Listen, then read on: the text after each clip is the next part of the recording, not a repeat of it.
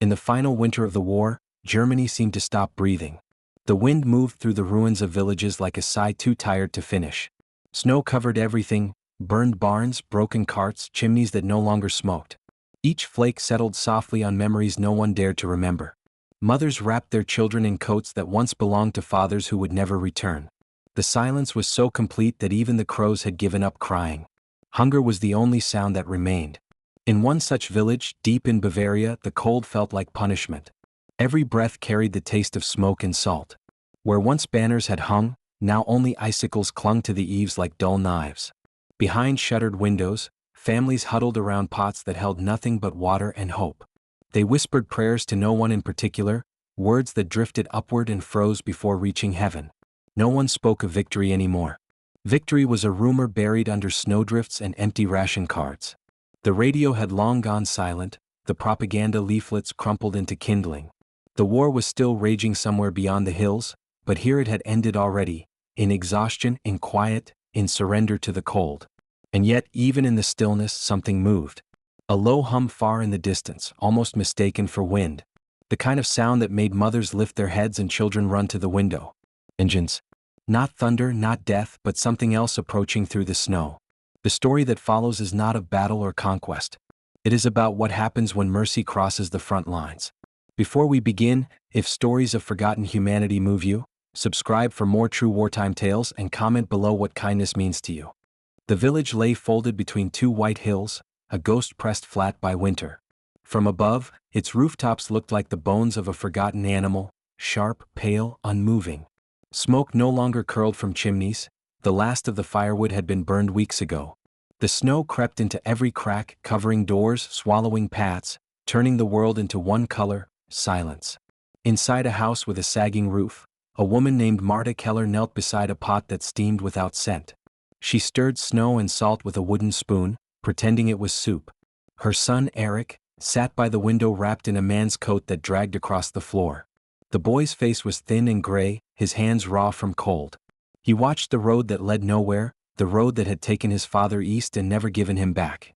The village clock had stopped the previous autumn. No one had wound it since the miller's death. Now the only rhythm left was the coughing of children and the scraping of spoons against empty bowls. Hunger was no longer an intruder, it had become the landlord. Sometimes Marta thought the world had ended and no one had told them. Churches stood locked, their bells frozen mid-prayer. Even the dogs had vanished. Someone said they'd been eaten before Christmas. People spoke in fragments, about turnips that never grew, about letters that never came. When night fell, the wind took on a human sound as if the valley itself were mourning. Marta would sit by Eric's side, telling him stories she half remembered, of rivers that ran in summer, of apples that filled baskets, of laughter that didn't echo. The child listened, eyes wide, trying to picture a world with color. Beyond their frosted window, the snow kept falling, soft and endless. The war for them was not fought with bullets but with endurance. Every morning survived was a kind of victory no one would ever celebrate. Continue the journey, subscribe to hear what happens when mercy arrives uninvited. By February, hunger had learned to speak. It whispered through the walls, crept beneath doors, and sat beside every family like an uninvited guest who refused to leave. Children no longer cried, they whimpered in their sleep, dreaming of the taste of bread they could no longer remember. Mothers lied with tenderness, stirring empty pots and saying, "It just needs a little more time." Time was the only ingredient they had left.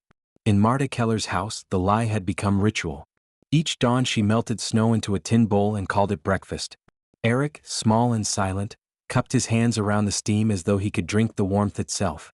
His cheeks had lost their color. Only his eyes, pale blue and too old for his age, still carried light. The neighbors were no better. The blacksmith's wife had traded her wedding ring for 2 potatoes. The schoolteacher's mother had boiled wallpaper for the glue.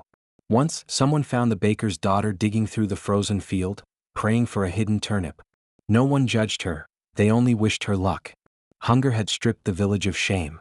Pride was a memory like laughter or summer rain.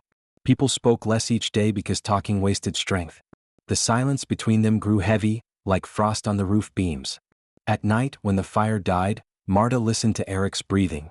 It was shallow, uneven, a fragile rhythm that frightened her more than the thunder of distant guns. She wanted to believe the front lines were far away, but sometimes in the stillness she heard the faint echo of artillery, dull and distant as a heartbeat fading. Still, she refused to surrender to despair. Every evening she whispered a promise to her son, "Spring will come." She didn't know if it was true, but she said it until the words sounded like faith. In the dark corners of that starving village, hunger was no longer just an emptiness of the stomach, it was a teacher, a thief, a ghost that spoke in the language of survival. And as the snow fell without end, the villagers began to wonder what kind of mercy, if any, would ever find them. When the cold became unbearable, the villagers gathered beneath the old inn, where the stone walls still held a little warmth. They sat around a single candle, its flame trembling as if afraid of the dark it was born to fight.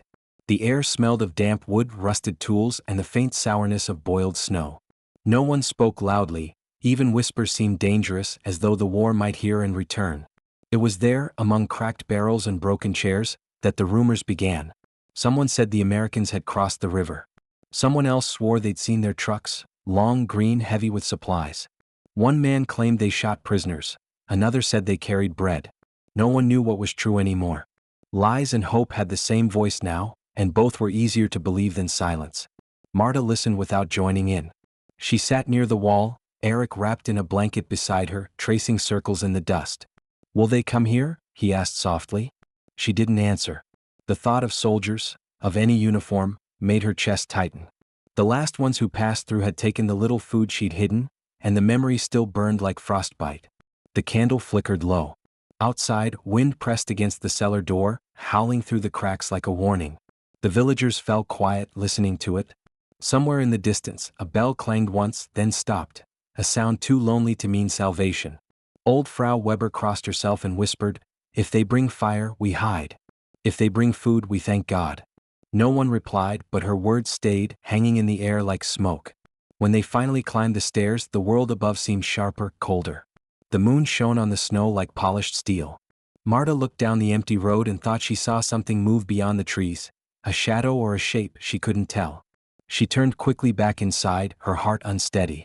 Rumors, she told herself, were just hunger wearing a different face. At first it sounded like thunder trapped beneath the hills. The villagers paused mid-breath, unsure if it was storm or salvation. The rumble deepened, steady and deliberate, echoing through the valley until even the frozen church bell began to tremble. Children pressed their faces to the windows, fogging the glass with their breath. Mothers dragged them back by the shoulders, whispering, "Away, away," though their own eyes strained toward the sound. Marta stood in her doorway, her shawl pulled tight. Eric clung to her leg, his small fingers stiff with cold. Down the slope, a thin trail of smoke coiled above the road, followed by the glint of metal in the pale sun. It wasn't thunder. It wasn't a storm. The rumble belonged to engines, slow, human, heavy. "Americaner," someone whispered behind her. The word moved through the crowd like a shiver. Some crossed themselves, others ran to hide their last bits of bread beneath floorboards. A few simply stared, caught between fear and hope. The first truck appeared through the falling snow, olive green, streaked with mud and frost. The soldiers inside were silhouettes. No faces, no gestures, just motion. The villagers stood frozen, breath clouding in the air. Then, from the lead vehicle, a soldier raised his hand. Not in threat, not in salute, just a small, cautious wave. The engines idled at the edge of the square. No shouting, no gunfire. Only the hiss of exhaust and the soft crackle of cooling metal. One soldier climbed down, boots sinking into the snow.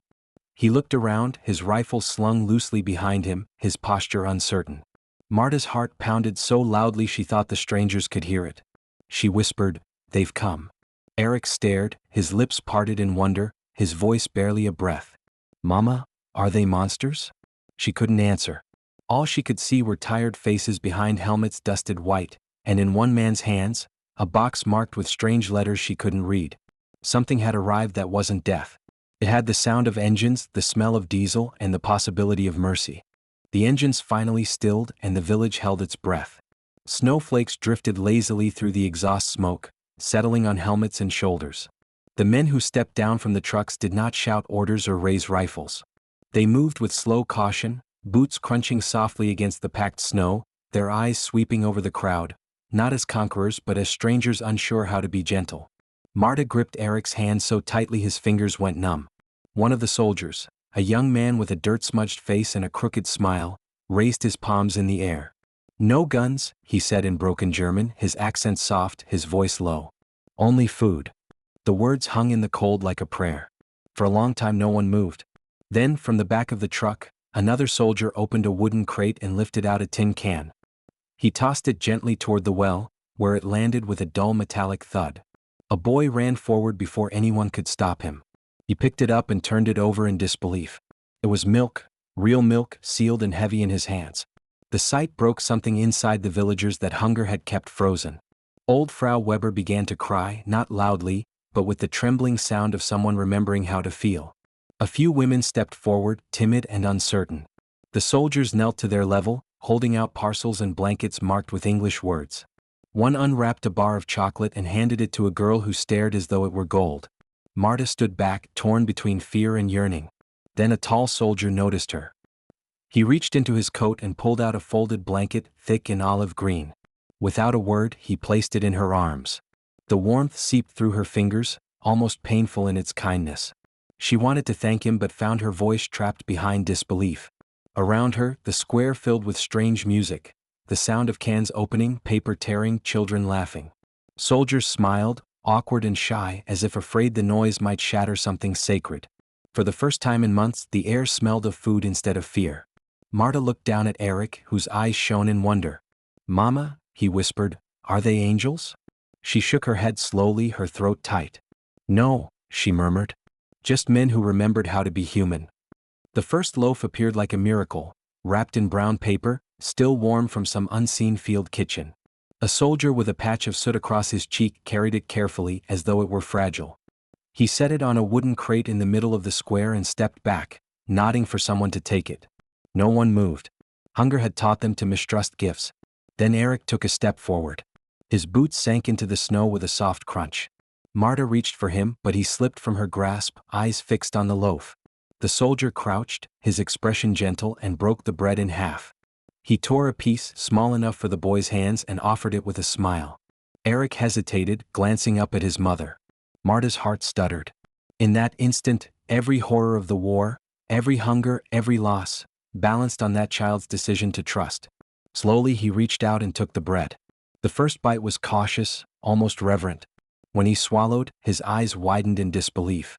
The villagers gasped softly as though watching a sacrament. Some wept, others fell to their knees.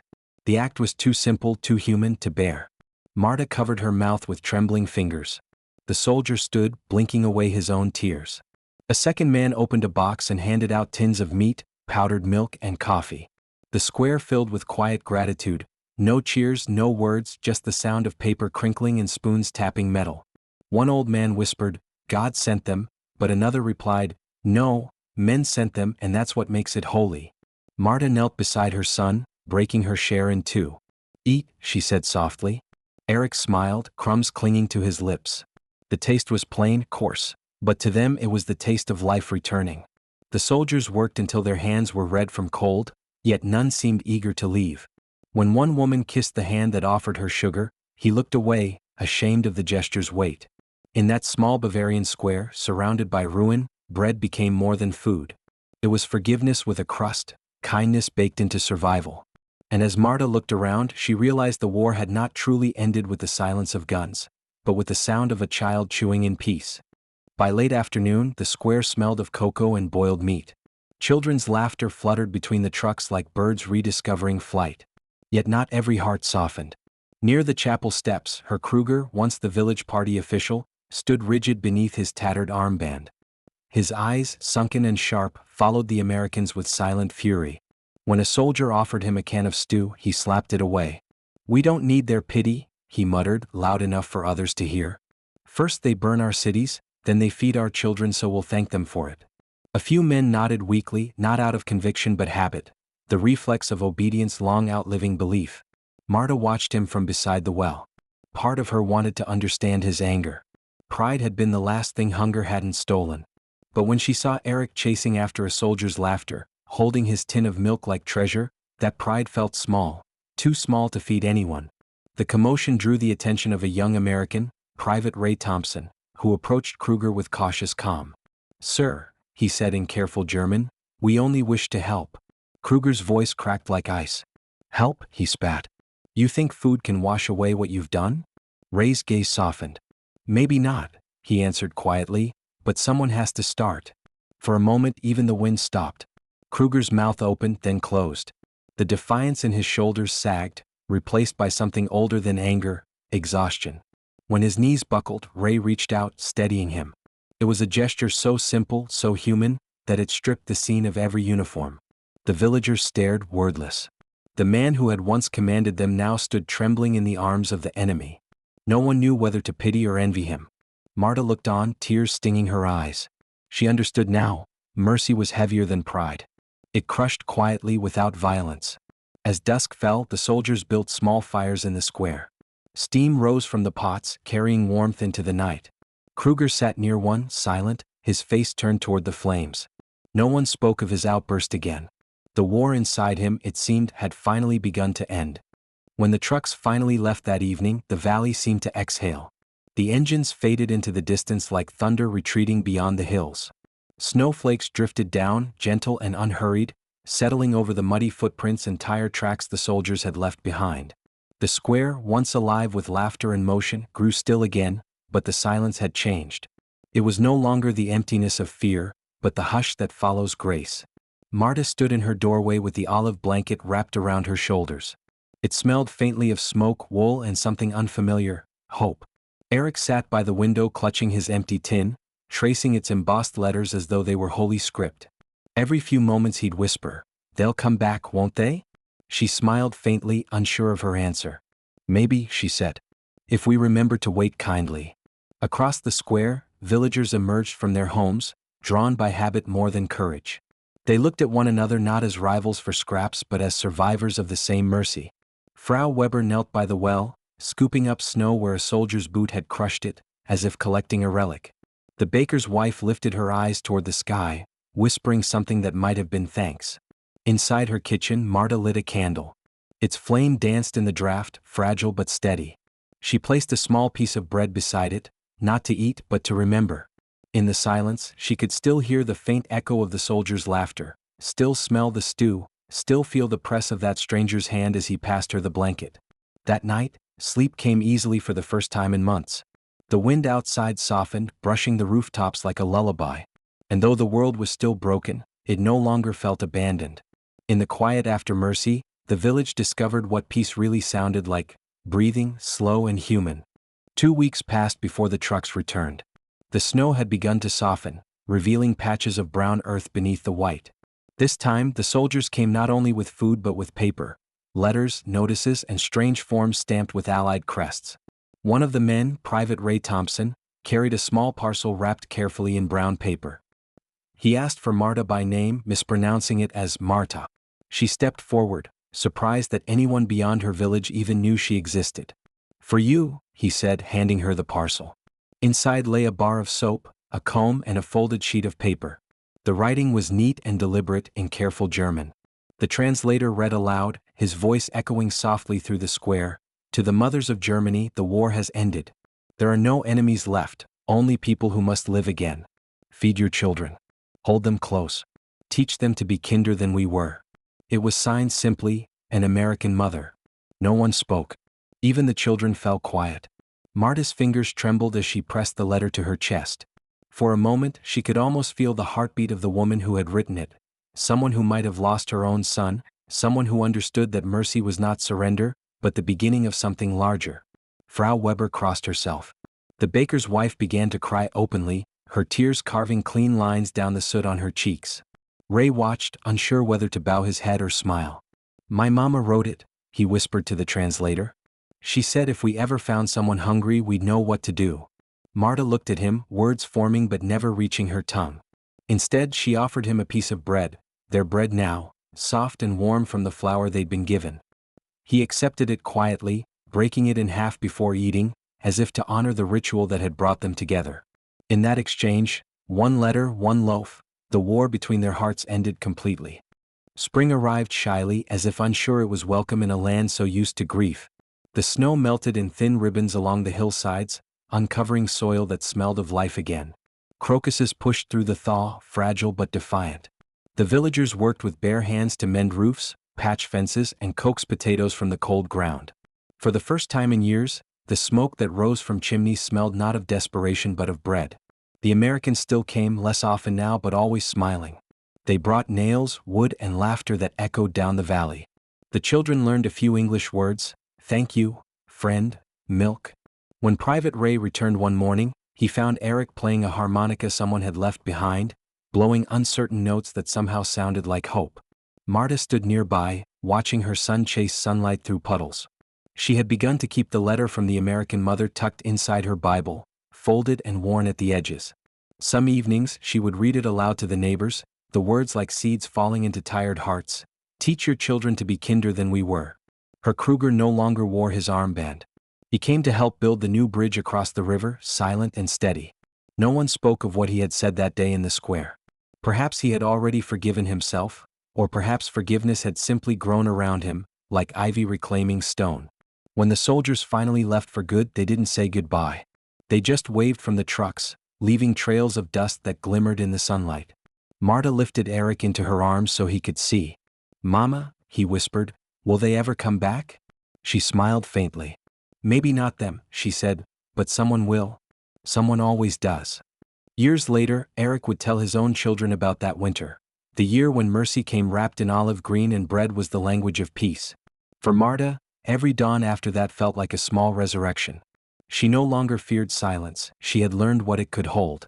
In the space between yesterday and tomorrow, she found what the war had tried to take: the simple, enduring act of being human again. Years later, when the scars of war had faded into the folds of history, the villagers still spoke of that winter. They did not remember the dates or the battles. They remembered the sound of engines in the snow and the moment strangers brought bread instead of bullets. Children who had once hidden behind doors now told their own sons and daughters that kindness could cross any border if carried by courage. Marta grew older quietly. Her hair turned silver like the frost that once covered her roof, and her hands bore the lines of work and mercy intertwined. The olive blanket, now frayed at the edges, still hung over her chair. She never washed the faint smell of smoke from it. It reminded her that warmth was once a gift, not a guarantee. Eric became a teacher in the rebuilt school, the same one the Americans had helped raise with rough timber and steady hands. On the first day of every spring term, he told his students a story of a day when enemies shared food, when the world paused to breathe again. The children listened wide-eyed, as if hearing a fairy tale that happened to be true. One afternoon, a traveler stopped in the village, a young American historian collecting accounts from the war. When he asked Marta what she remembered most, she smiled softly and said, "The bread. And the way they looked at us. Not as Germans, not as defeated, just as people who were cold." He thanked her and turned to leave, but she called him back and placed something in his hand, the folded letter from the American mother. "Take it," she said. "It belongs to more than me." That night, under a quiet sky, Marta lit a candle by her window. The flame flickered gently, reflected in the glass like a star refusing to go out. The world beyond her village had changed many times since the war, but she believed one truth remained: mercy, once given, never truly disappears. It lingers in hands that pass bread, in hearts that remember warmth, and in stories that survive the cold. For Marta Keller, the war ended not with surrender but with a gesture, small, human, and eternal. If this story moved you, subscribe for more human stories of history and leave a comment sharing what quiet kindness means to you.